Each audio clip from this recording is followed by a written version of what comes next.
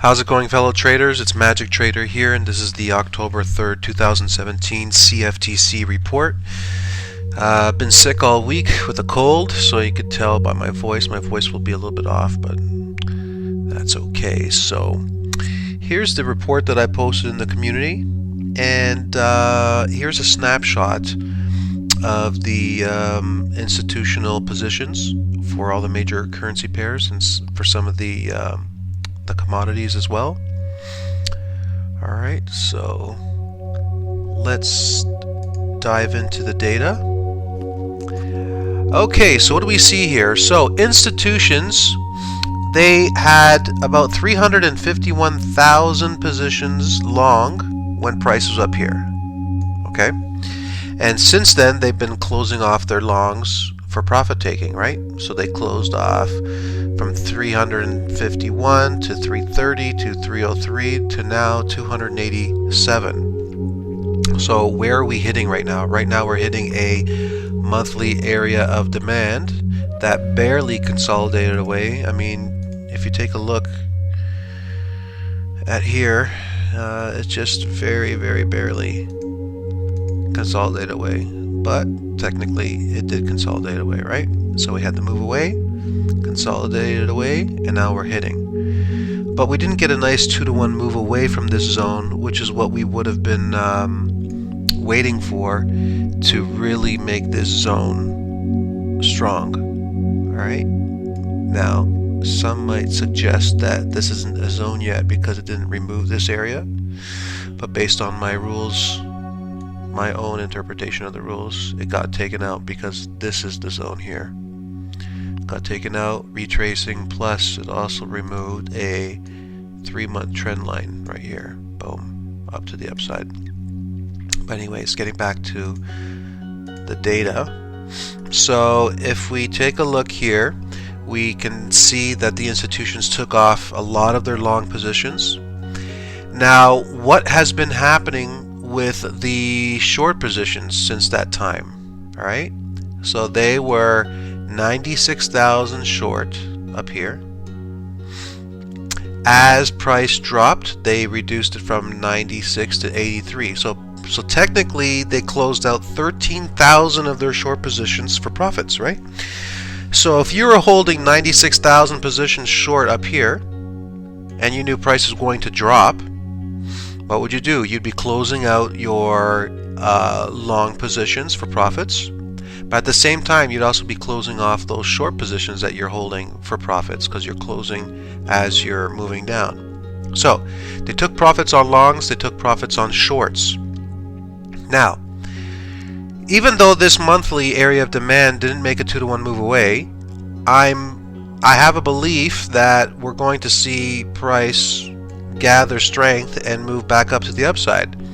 And the reason why I have this belief is because if you take a look at the data, they're not adding to their shorts.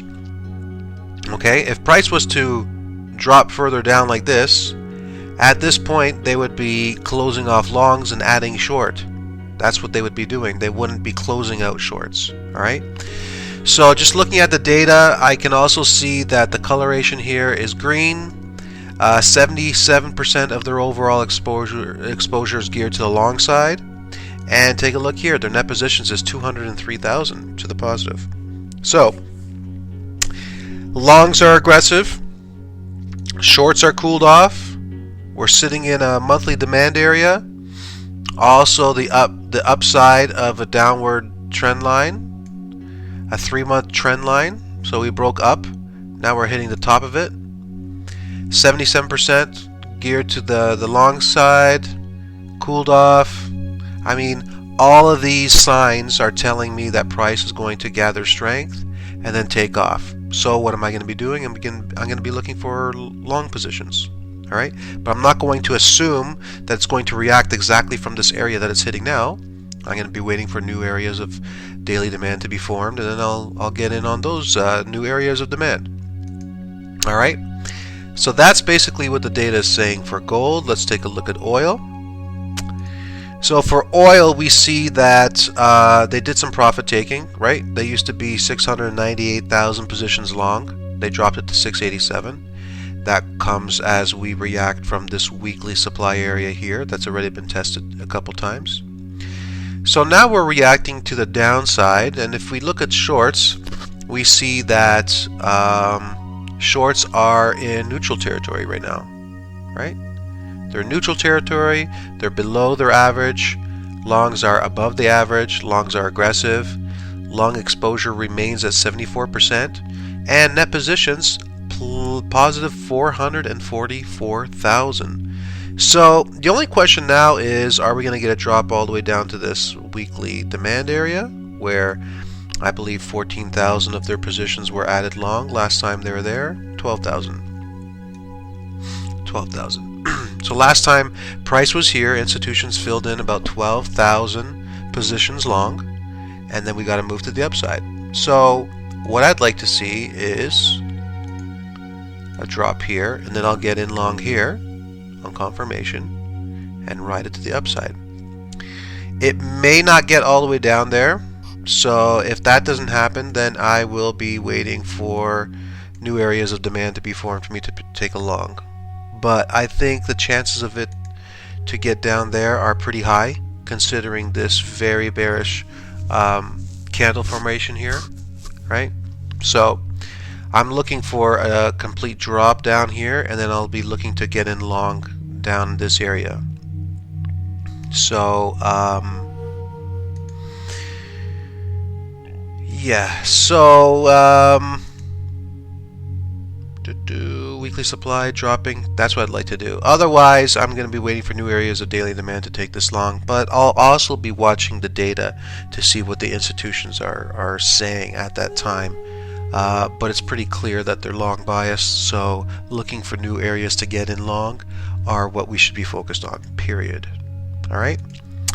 US dollar, what do we see with the US dollar? An interesting thing is happening with the US dollar on the charts right now, so let's take a look what the data is suggesting. So longs increased by about 2K, but still continue to be very cooled off. Shorts get taken off by about 1K, but still are very aggressive. But here's the thing here, okay? So short exposure is 52%, but based on their previous positioning, we considered this to be bearish, and it has been this whole time, right? This whole time. But net positions dropping used to be a very aggressive negative 6.6 thousand. Now it's somewhat aggressive 3.2 thousand, but very overextended on the weekly. Okay, very overextended on the weekly. And now we have a weekly supply zone taken out. Okay, and we have weekly demand sitting down here. So price can easily retrace down to this area and pop up and head up like that, right? We have this area here, monthly down, creating a monthly supply zone, straight drop, a pause, and now bullish candles. It can come and test this week, this monthly 20 EMA and then drop. It can easily do that, or it can go all the way up here, right? At this point, anything is possible. But if I had to judge what's going to happen with the US dollar based on what I see in gold, obviously what we see in gold is a very bullish stance and a very bullish setup, meaning price is going to be going up very soon. We don't know if it's going to happen this week or next week, but we know it's going to happen. So that leaves me to be more inclined to feel that price is going to head down, either from this weekly 20 EMA, or maybe it's going to head higher and hit this area here, this weekly zone. I think this would be the highest odds, is price continues to go higher to this weekly zone, which is nested at the monthly 20 EMA, and also this trend line here that goes down like this. So a reaction like this, and then boom, something like that is what I would be thinking is going to happen. But Again, like we look at the data, we can obviously see that they're bearish biased, but you have to take into consideration that this is only 52% of their position, right? So they can do anything at this point because they're not heavily committed in any direction. They are heavily committed with gold, but not with the US dollar. So I'm going to be looking at other confluences to help guide me with pairs like the US dollar or the euro US dollar, and with the US dollar. So yeah, so let's take a look at the next one that we got here. Aussie. So Aussie, they took off some of their longs. They used to be 103,000 positions, very aggressive long. They took off about 5,000, dropping it to 98,000, but that comes as this big drop here. So that takes, that makes sense. They're closing off longs for profit taking, right? This is a big move all the way up here. So closing off longs for profit taking. What do they do with shorts? Nothing. So if price was really going to be dropping down like this, which is what a lot of people are thinking, don't you think they'd be adding short right now? Of course they would be. Look here, 79% of their overall positions are geared to the long side. All right, net positions is positive 71,000. So up. That's what they're choosing to do. They want up. We're also hitting a 6-month trend line, right? That's existed for a long time. So we're reacting to the upside, pressures to the upside, the force of prices to the upside. So I think the ideal area to get in long is this weekly demand, which last time price was there, I believe it was, let's see, 14,000 positions. So last time price was here, 14,000 long positions were added. So there could very easily be more demand here to get filled to take price to the upside. Okay, so let's see. Oh, here's another thing. Some people might say, well, this is a trend line here.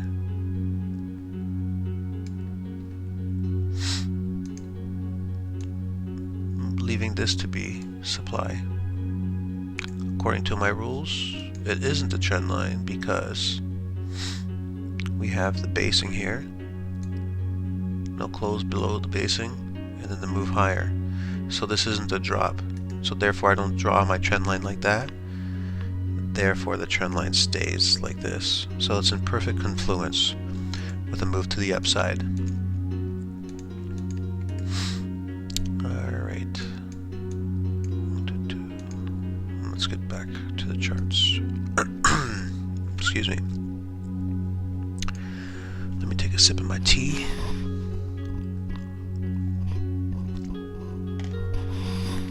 All right. So that's it for the Aussie and US CAD. So what do we see with the US CAD? Here's another interesting one.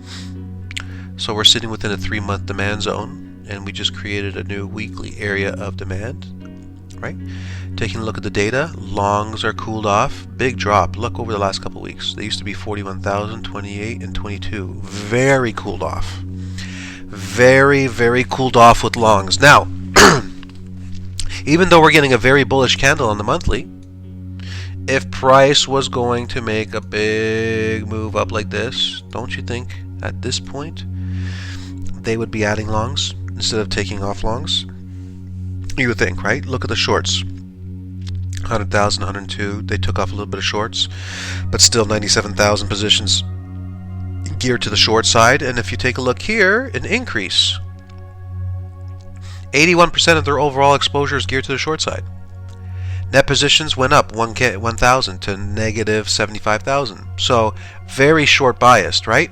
So now this is starting to make sense. It isn't very clear when looking at the data for the US dollar, but it is pretty clear when you look at the US CAD, right? It's also very clear when you look at the Aussie, right? It's also very clear when you look at gold. So if you look at all those, you see that there's a very strong correlation with what is going to happen in the next coming weeks. So that will help guide us with pairs like the Euro US dollar and trading the dollar index. Okay, so let's take a look at the US Swiss. This one's a disaster. I don't even like looking at this chart because it's just a mess. We're reacting from monthly demand, moving to the upside. This can easily continue up higher before a drop like this. Besides that, I'm not taking any trades. Euro. So this is why I want to bring attention to it, because if you take a look at the euro, we just created a weekly area of supply. Overextended here, overextended here. So a pullback can happen to the monthly 20 EMA, maybe, right? Monthly 20 EMA is here.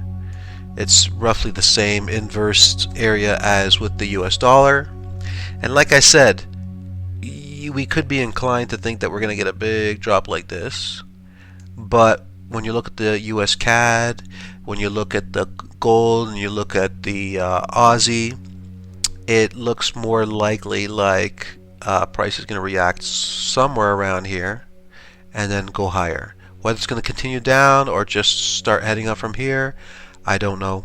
If you look here, 87 increase in longs, right?